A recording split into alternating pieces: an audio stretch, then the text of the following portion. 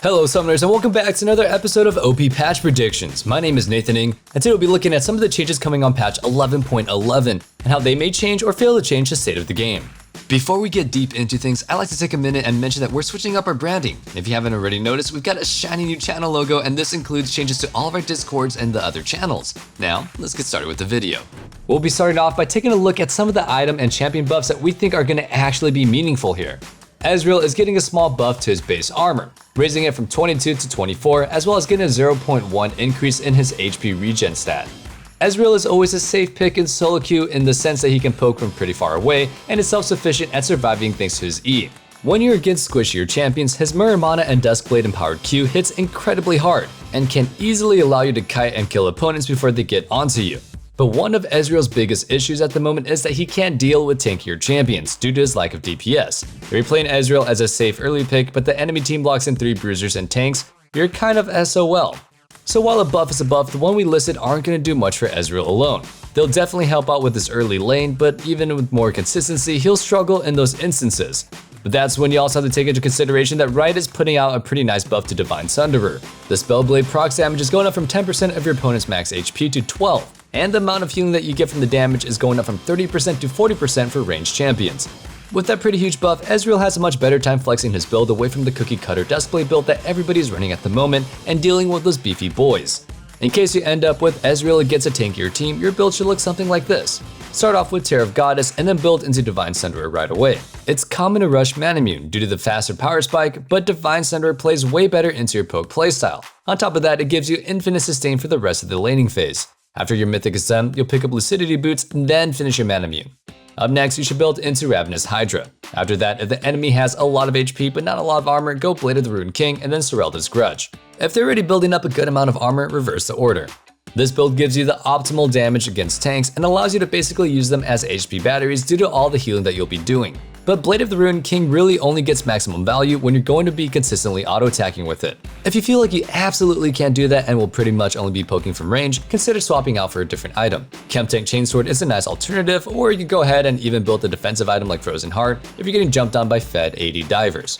On a similar note, with Divine Sunderer and Black Cleaver being buffed, Illaoi is also on our radar as a potentially very oppressive pick this patch.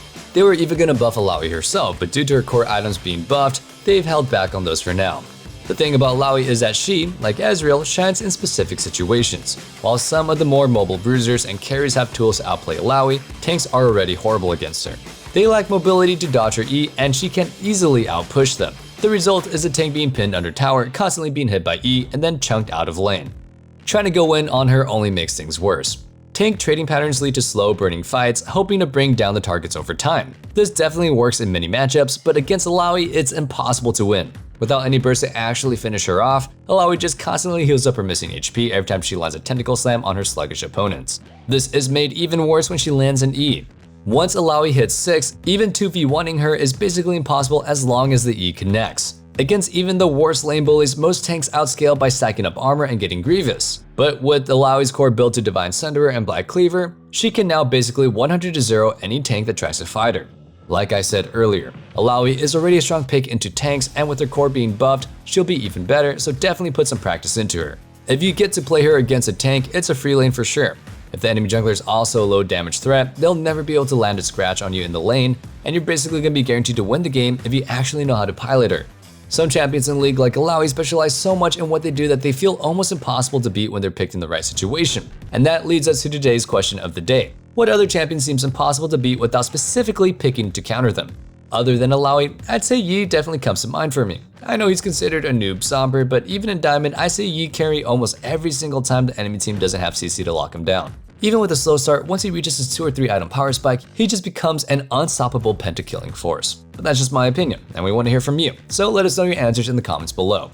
Up next, we'll be talking a little bit about the state of enchanters. While the more proactive champions like Leona, Bard, and Thresh give you more playmaking opportunities, enchanters are always a strong pick in solo queue due to the consistency that they provide.